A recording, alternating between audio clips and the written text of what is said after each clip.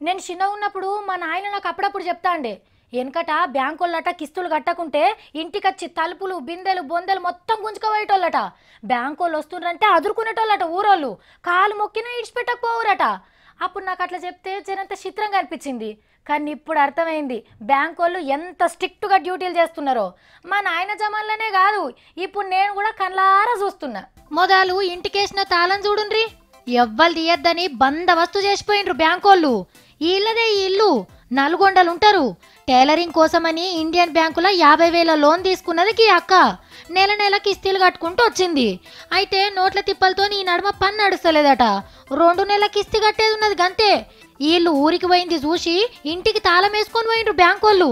అది కూడా ఉత్త 4,000 చిల్లరకే. తీసుకుంది 50,000, కట్టింది 23,000, బాకీ ఉన్నది 27,000 ఉంటుంది. ఇంకా 2 కిస్తీలకు 4,000 కట్టాలి. 4,000కే తాళం వేశారు. మేడం 10 తారీఖు లోపు కడతామని చెప్పినాం. పెద్ద మేడం, మేనేజర్ మేడం చెప్పి వచ్చినాక కూడా మళ్ళీ 2 రోజులు చూడక ముందుకే మిల్లేని చూసి తాళం వేసుకొని పోయారు.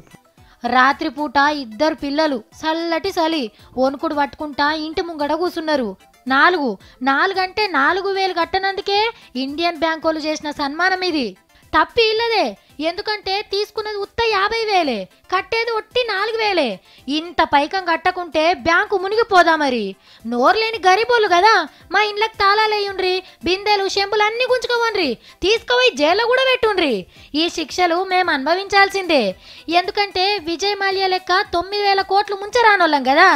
బ్యాంకులకు సున్నం బొట్లు పెట్టి రాత్రికి రాత్రే బయట దేశం బారిపోవడు మాకు తెలియదాయే. వీళ్ళేమన్నా శ్రీమంతుల సార్లు మీరు బ్యాంకు లోన్లు మాఫీ చేస్తందుకు? తిండి లేకున్నా ఇజ్జత్కి బతికేటోళ్ళు బజార్లో గుంజాల్సిందే. మీకో దండం, మీ బ్యాంకులకో దండం. లక్షలు